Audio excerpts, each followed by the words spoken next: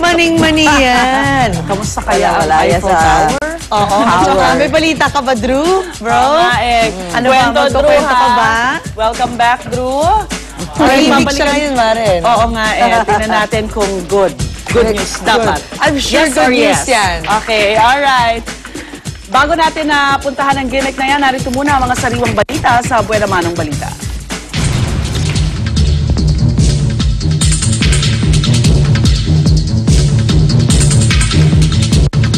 Mga kapuso, nauwi po sa gulo ang nakatakda ng demolisyon sa Silverio Compound sa Parañaque kahapon. Matapos magkagirian ng mga pulis at residente, isa po ang patay sa insidente habang 14 ang nasugatan sa halos 2 oras na batuhan at pag-alingaw-ngaw ng mga putok ng baril. 33 ang pinagdadampot ng mga otoridad matapos humupa ang tensyon. Sumiklab ang gulo matapos subukang buwagin ng mga pulis ang hanay ng mga nagpoprotesta kontra sa demolisyon.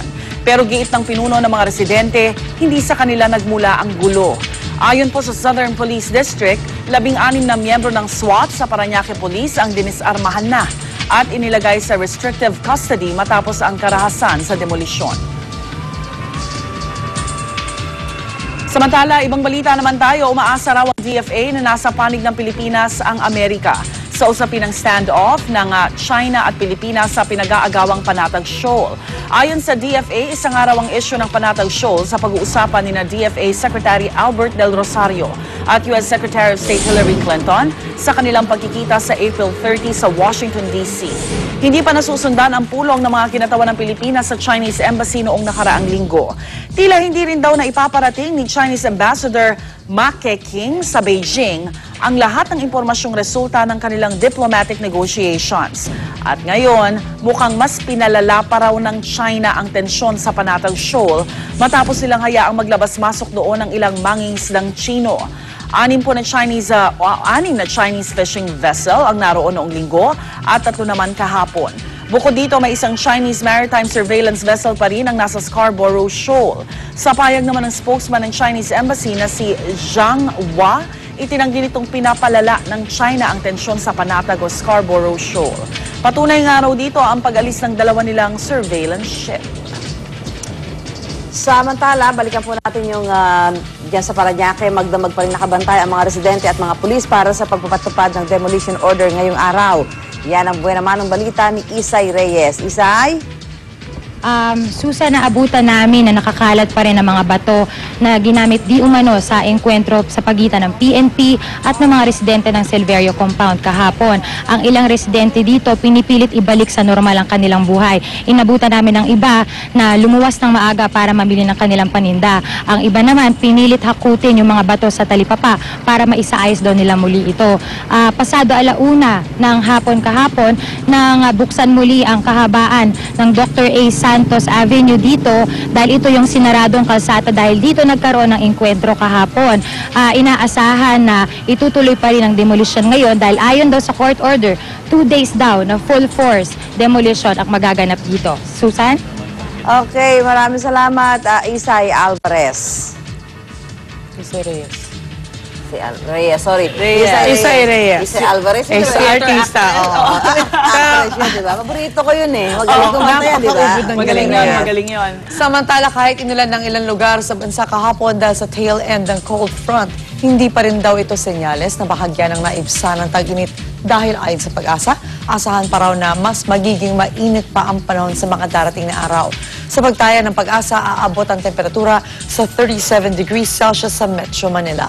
Inaasahan ng mga abot sa 38 degrees ang temperatura sa Cabanatuan at Nueva Ecija. Maging ang ilang malalamig na lugar sa bansa, hindi na rin ligtas sa summer heat. Sa Baguio, halimbawa, umabot na sa 28 degrees Celsius ang temperatura doon. Kumpara sa average temperature nitong nakaraniwan naglalaro sa 15 hanggang 16 degrees Celsius. Pumapalo naman sa 32 degrees Celsius sa Tagaytay tuwing hapon. So, mainit na rin talaga. Lalabas ba kayo? Manila. Lalabas ba kayo pagtanghali? Minsan, kung lalabas ka man, ayaw mo masyadong gumalaw. Oo. Kasi pag gumalaw ka, parang tumatagak Ito yung talaga yung literal pawis mo na matutusta ka. Actually, pag nasa bahay, kahit naka-freeze ka na ng ganun, wala talagang papawisa ka na lang bigla. Hindi kinakaya ng aircon ng sasakyan. Kasi nga ba yung aircon mo? Oo, Kasi kulang pa sa parang- free yun. So, ang advice na lang talaga dyan is hydrate. Yes. Lagi kayo dapat may Pwede baong tubig, inom na kayo na inom 13, talaga. 12 to 13 glasses, pwede dapat ka ganitong katindi ang araw. So yung iba, nagdadala na sila ng extra shirt. Shirt. Oo. Lalo na mga pawisin. Oo. Kasi kailangan magdala ho talaga kayo. Good news naman sa mga kapuso natin dyan na naghahanap ng mga mapagkakakitaan ngayong bakasyon. Naabot sa mahigit 2,000 summer job ang hatid sa inyo ng Department of Social Welfare and Development sa NCR. Ang proyektong ito ay bukas sa lahat ng mga nagtapos sa high school, nasa college level, vocational at college graduates at maging sa mga out-of-school youth.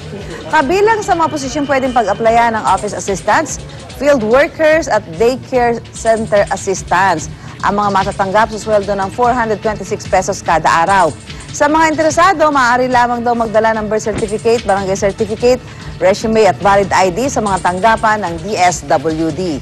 Oo, yung mga Maganda yan. tambay-tambay. Ganda yan. Trabaho na lang kayo. Magtrabaho, may allowance Mga pa kayo. daycare may assistants, sweldo. para mag-aalaga ka lang ng mga bata. Di ba? Pwede na yan. At kung nais naman po ninyong mag-aral kahit bakasyon, pwede kayong mag-enroll sa mga vocational course ng TESDA. Ang ilan nga daw sa mga nakapagtapos ng training doon, mas madaling nakahanap ng in-demand na trabaho. Tulad na lamang ng mga welder na kailangan daw ngayon sa ibang bansa. Kaya maging ang ilang kababaihan, piniling mag-enroll sa non-traditional course na ito. Bukod sa welders, in demand din ngayon syempre yung call center agents. Tama. Usually sa ibang bansa, mga skilled workers talagang hinahanap nila. Mas Parang doon mabilis na Parang doon sila aprubahan. may shortage sa mga skilled workers. Mabenta mga call center agents sa Pilipinas kasi wala tayong accent.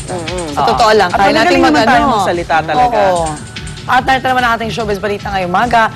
Anak ni na Grace Ibuna at Gabby Concepcion na si Gary aminadong namimiss ang kanyang pumanaw na stepdad na si Representative Iggy Arroyo. Kwento ni Gary, malaki raw ang kanyang pasasalamat sa kanyang tito Iggy na full support daw sa kanyang pagpasok sa showbiz. Excited din daw na parang isang tatay ang yumaong kongresista nang marinig ito ang mga kanta sa kanyang album.